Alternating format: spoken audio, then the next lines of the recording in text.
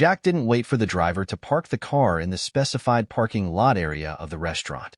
Instead, since he was here for a deal, he decided to bid goodbye to this driver that have brought him here. After entering the restaurant, Jack was welcomed by a beautiful waitress. "Hello, sir. Do you have any reservations?" the lady asked. "Not really, but I'm supposed to meet with someone in private room number 5. Jack replied. When the lady heard Jack's words, he was stunned for a moment before she smiled brightly at Jack and welcomed him. "You must be Mr. Jack. Mr. Edwin told me to take you there the moment that you arrive," the lady said. According to the agreement with Edwin, they were going to meet in the private room number 5. Not only were the services for those who occupied private rooms good, but they also had some privacy when discussing business matters. The waitress led the way to the private room number 5 that was located on the second floor. Jack could see how magnificent the restaurant was just from the luxurious decorations of the restaurant. Not long after, they arrived in front of the private room. The lady knocked the door before opening it, then ushered Jack in. Jack didn't stand in ceremony and entered the room. The private room was quite spacious as compared to the floor where the general diners took their meals. Inside the spacious room, there was a man who seemed to be in his late 40s. He was seated there with some documents that he was going through. As soon as the door was opened, he looked up and faced the door. Upon seeing Jack, who was following behind the waitress, Edwin's brows raised a little bit. Even though Jack's voice was young, he had not expected that Jack was this young. Although he was quite suspicious about Jack's abilities, he still stood up to welcome him. After all, they were going to carry out a business transaction, and it would be rude if he treated the other party as a junior and not as an equal. "So," Edward stretched his hand for a handshake as he said with a smile, "Welcome, Mr. Jack. I hope the journey wasn't so harsh on you." Jack revealed his usual shallow smile as he replied, "Not at all, Mr. Edwin. I hope you haven't waited for so long." "Not at all. I arrived about 5 minutes ago." Edwin shook his head as he replied. He then motioned for Jack to have a seat. The moment that the two sat down, the waitress left the room so that she could prepare the meal that Edwin had already ordered. He was the host here, and as a result, he had to treat Jack to a meal. As the two chatted with each other, the food was served. The food was made from high-quality ingredients. From the way that Jack could see, the level of this restaurant was not below Glaze Hotel. In fact, it was a top-notch higher as compared to the branch that the Glaze Hotel had opened in Inchoate City. The only branch is that could compare to the level of this restaurant were those that had been set up in bigger cities. Since Jack was already hungry, he stuffed himself till he was full. He didn't care about Edwin, who was looking at him weirdly. He was hungry. What was there to talk about when there was food in front of him? Even he himself was surprised by his own appetite, as he hadn't expected that such a huge amount of food could enter his stomach. It took him about 20 minutes to have his fill. It was only then that he began discussing the issue about the company transfer with Edwin. Although Edwin was quite stunned by Jack's behavior, he didn't say anything considering that Jack had just gotten here from the far end of the Western Province. "So are you sure about taking over the company?" Edwin asked to confirm again. "Just name the price. I have already done my research about the company. I'm impressed with it. So, I am going to acquire it," Jack replied nonchalantly. When Edwin had his words, his heart buzzed with excitement. He wanted to sell this company off so that he could get enough capital to venture into another industry. According to his previous estimations, it would have taken a period of at least 3 months for him to get a buyer as well as come to an agreement about the price at which he was going to sell the company. But now, Jack had clearly stated that he was going to take over the company no matter what price it was. But of course, the range of the price of a company had to be within a reasonable range. After all, although his company was worth at least $2 billion, there was no way that a person could buy it at a price of $10 billion. This person could as well start another one that would be bigger than the one that he was selling. At this moment, he realized that Heyman had done him a favor by recommending his company to Jack. He decided that he would pay back this favor to Heyman when given an opportunity. "Since you already are determined to acquire the company, I will offer you the company at the price of $4 billion. This will include all the assets plus the contracts that have already been signed by the company. Of course, the buildings are amongst the assets that are being offered," Edwin stated enthusiastically. Jack nodded. This price was quite reasonable considering that the company already has a good reputation. With the reputation plus his own funds, it would not be long before the company reached higher levels. Do I do the transfer right now after signing the contract, or are there any procedures that we have to follow? Jack asked. Although Edwin was expecting such an answer, he was shocked that Jack could give out that amount of money immediately. After all, although there were many billionaires out there, they were mainly considered as billionaires due to their assets. Furthermore, not many of them could fork out billions of dollars easily.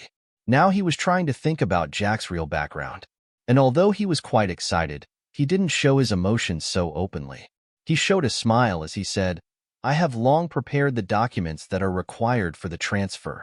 So, we can complete the procedure right now as I carried it with me. The moment that Jack heard these words, he smiled because he wanted to spend as less time as possible in acquiring a company. In this way, the amount of income that he would be receiving would be exponentially increased earlier. This added to the fact that Jack had a system, with the 100 times multiplier, it won't be long before he recovered the amount of money that he had spent. Furthermore, he was quite curious about the first income reward that he was going to receive.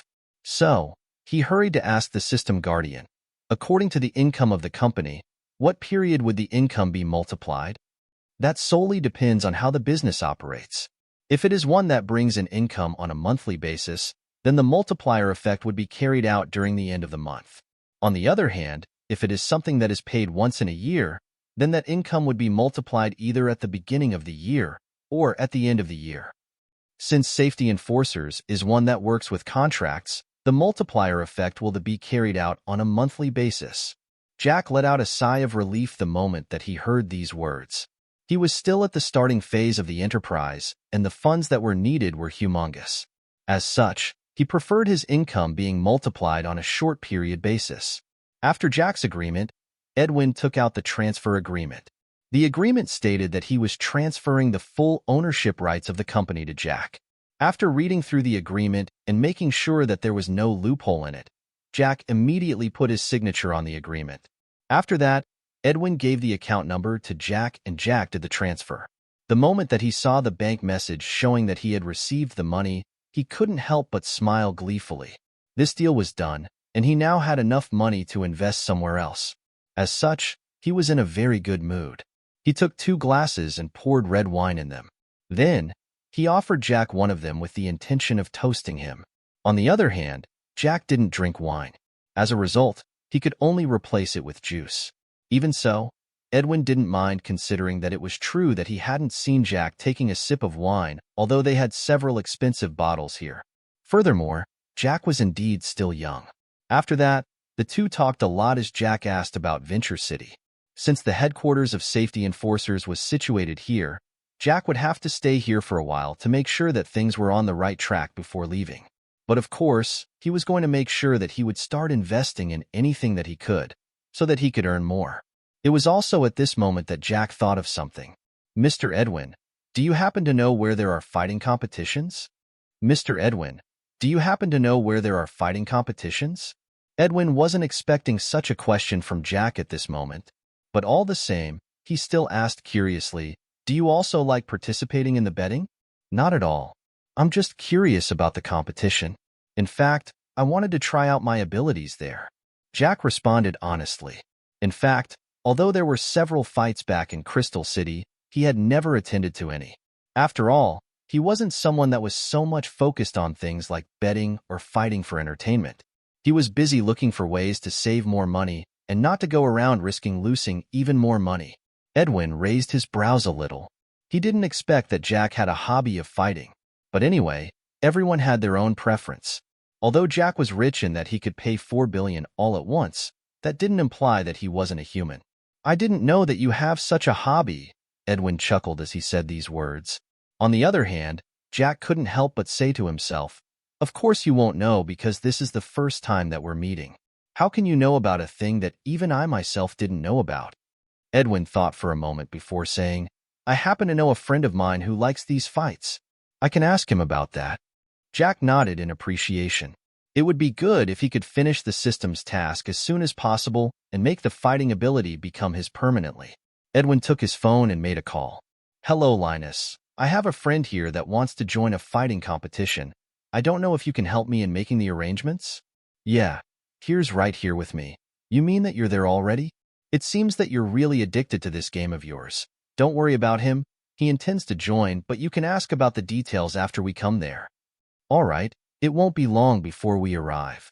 After that, Edwin ended the call and looked at Jack with a smile. You're really lucky, Mr. Jack. There happens to be a competition that's going to start at around 6 in the evening. As long as we get there on time, you can register and participate in it. Is it big? Jack asked. For the system task, he wasn't supposed to participate in something that couldn't be recognized as a competition. If it was just a sparring session, the system would definitely not recognize that as a competition. Oh, look at me. I forgot to tell you. My friend is one of the big bosses of an arena called Ultimate Arena. Every third week of the month, there's usually a tournament called Ultimate Championship. Edwin slapped his forehead as he explained. It turned out that this was an arena set up by a few big bosses of Venture City. Although it made profits for them, they mostly used it as their source of entertainment. Every month, there was a fighting championship that lasted for 2 days. It was carried out during the third week of every month. And today, it was 21st of July, 2026. This was the second last week of the month. The first day was mainly the preliminaries and elimination matches. The following day was a time for the top 8 to fight it out. The number of people who registered for this fight didn't matter at all. What mattered was the fact that they arranged for there to only be 8 people remaining by the end of the first day of the competition. As a result, the competition went on till midnight sometimes. As Jack listened to the explanation, he nodded. It seemed to be a grand one, but it seemed that there was another championship that only happened in December. It was the Super Ultimate Championship. This determined the real champion of the arena. Jack got interested in it. If it happened that he was here in December, he would surely participate in it to make a few dollars, as well as to test out the strength of those that claimed to be the champions of the arena. Although Edwin wasn't entitled to helping Jack, he was quite free at this moment and decided to accompany him. What had made him stressed out all this while was of course the issue of selling the company.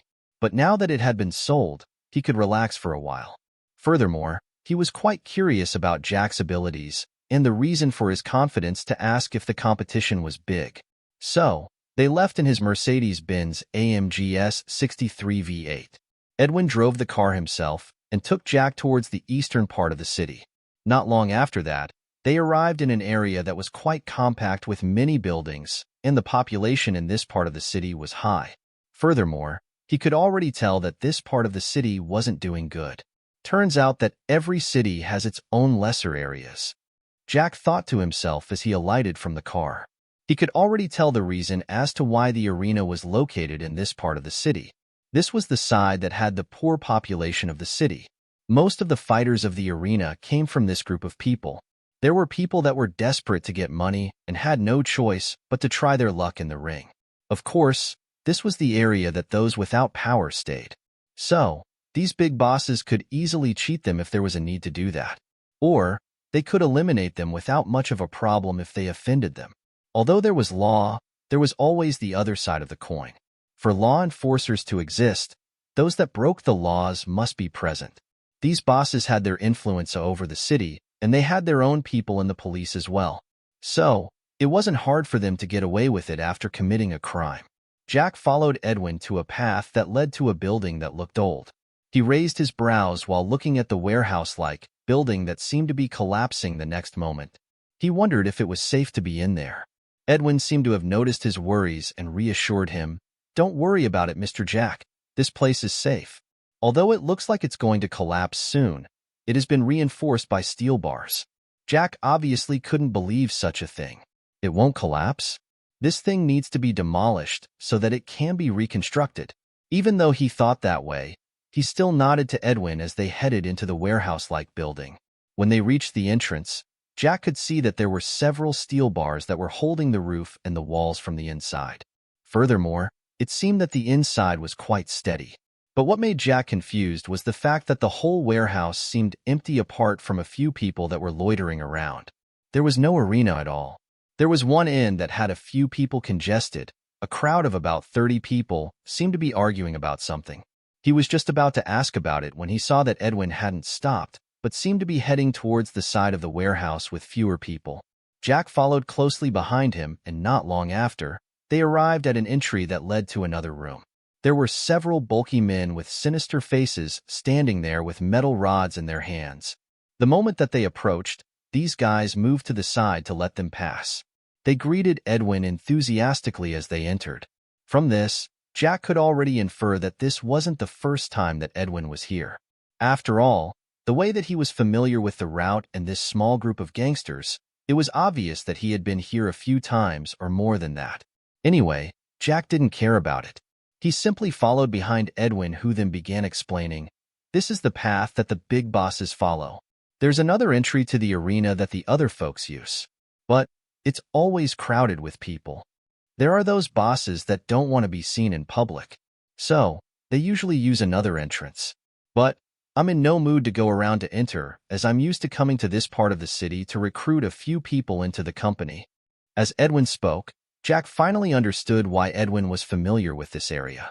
From his words, he seemed to be diligent in running the company in that he personally came out to recruit a few talents by himself.